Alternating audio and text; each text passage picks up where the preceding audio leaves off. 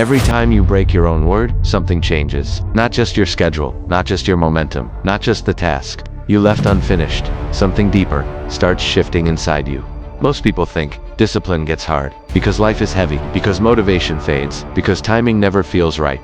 Those things matter, but they are not always the deepest reason. Sometimes the deeper damage begins the moment your mind starts learning that your own word is not stable. That is what repeated delay does. You say, tomorrow, then tomorrow comes, and the promise moves. Again, at first, it feels small, harmless, temporary, like one adjustment, one excuse, one little shift that can always be repaired later. But the mind does not only record the delay, it records the lesson.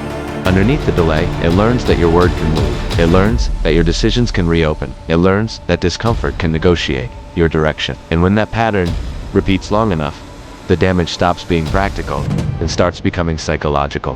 That is the real cost.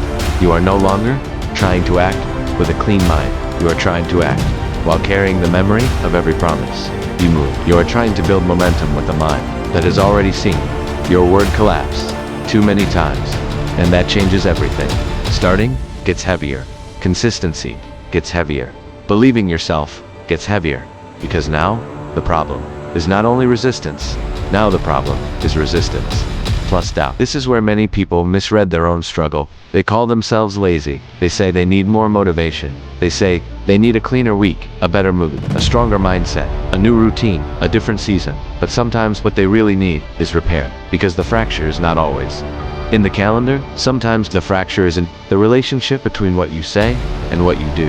And once that fracture gets too wide, discipline no longer feels like structure. It starts feeling like press or eat. It starts feeling like drag. It starts feeling like friction. It starts feeling like trying to force movement through a self that no longer fully believes in its own direction. One delay feels small. One excuse feels small. One reset feels small. But repetition changes meaning. A single delay may still be a moment. Repeated delay becomes pattern. Repeated pattern becomes expectation. Expectation becomes identity. And once identity starts absorbing that lesson, the damage is no longer only behavioral. It becomes internal. It becomes relational. It becomes personal. You stop saying, I delayed today, and without realizing it, you begin to live from something closer to this. I am someone who moves the promise. I am someone who restarts. I am someone who almost begins. I am someone who means well, but does not close. That is the real collapse. Not loud failure. Not visible disaster. Quiet instability. And quiet instability is dangerous because it does not always feel dramatic. It just keeps weakening the bridge between intention and action until even simple tasks start feeling heavier than they should. That is why self-trust matters. More than people think, self-trust is not just a feeling, it is an operating condition. It affects. That is the real collapse. Not loud failure. Not visible disaster. Quiet instability. And quiet instability is dangerous because it does not always feel dramatic. It just keeps weakening the bridge between intention and action until even simple tasks start feeling heavier than they should.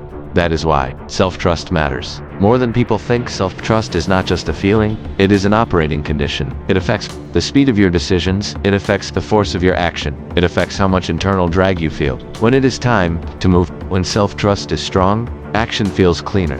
There is still discomfort, there is still effort, there is still resistance, but the decision lands, it closes, it holds. When self-trust is weak, even small actions feel heavier. You decide, but part of you keeps watching, part of you keeps waiting, part of you assumes the promise may move again. That gap is exhausting, and many people have lived inside that gap for so long that they think it is normal. They make plans, they do not trust, they set goals, they do not believe, they speak in promises their own mind no longer fully respects. Then they wonder why action feels harder than it should. The answer is often hidden in repetition. They have trained themselves slowly and unintentionally not to believe their own intention that sentence matters. Because intention by itself is not useless, but intention without proof becomes fragile. And the more often you protect comfort over follow-through, the more fragile your intention becomes. That is why this chapter is not about judging failure, it is about seeing the mechanism clearly. If you see the mechanism clearly, you stop giving yourself shallow explanations. You stop saying, I just need motivation. You stop saying, I will feel different tomorrow. You stop saying, one more delay will not matter. Instead, you begin asking a better question. What has my recent behavior been teaching my mind about my own word? That question changes everything, because once you see that the deeper issue is learned instability, you stop treating discipline like a performance problem only. You begin treating it like a repair problem. Repair is different from hype. Hype tries to create force quickly. Repair tries to restore reliability slowly. Hype says, push harder, start bigger, reinvent yourself overnight. Repair says, make your word lighter, but stronger. Make the promise smaller, but real. Stop making declarations you do not intend to defend. Reduce the gap, then reduce it again. Self-trust does not rebuild. When you say impressive things, it rebuilds. When your mind sees evidence, one kept promise is evidence. One closed loop is evidence. One decision you do not reopen is evidence. One action you complete after resistance is evidence. And evidence changes identity faster than self-talk. That is why the way back is usually smaller than people expect. Choose one. Real commitment. Make it clear. Make it specific. Make it small enough to carry. Then protect it. And when the real moment arrives, do not renegotiate, because collapse is often not created by one loud failure. It is created by quiet renegotiation. Keep one word, then keep it again, then keep it again. That is how self-trust returns. Not through emotion, not through image, not through public declarations, through proof.